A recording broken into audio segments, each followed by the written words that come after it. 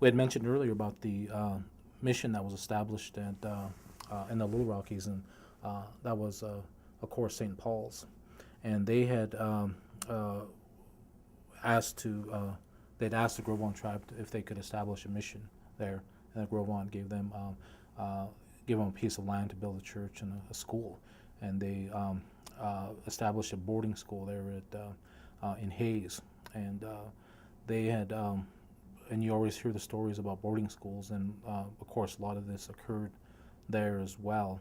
But there's also stories of people, saying that they, were able to get a good education and a good experience there as well. So there was kind of a mixture and a hodgepodge of both of those experiences. But as far as it relates to culture, it really did do a lot of damage to the culture, especially of the Gros Ventre people, because I always tell people that the Catholic Church really did a good job there, because they were in fact responsible for, I guess, almost erasing the language and taking away a lot of the culture.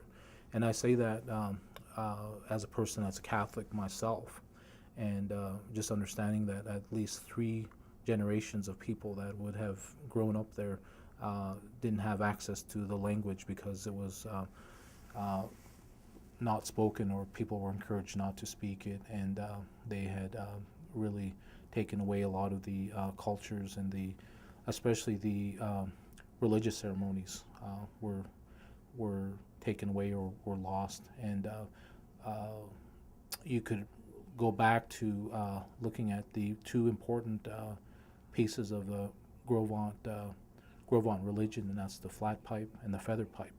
And they each had a keeper, and they each had a certain ceremony that was done when you opened it, or when you, I guess, just in the whole process of taking care of it, basically.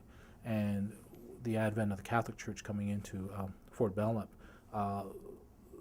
some of that information about taking care of those pipes were lost, and actually for the longest time those pipes went without a keeper. And those pipes were so important to the Gros Ventre people that people didn't want to just guess or assume what to do with them, and so the best thing, the elders said, just to leave them alone. But now there are people that are taking care of the pipes. I mean, there's a pipe keeper for the flat pipe and also the feather pipe as well. But a lot of that information had been lost over the years, and the result of the Catholic Church coming into the reservation.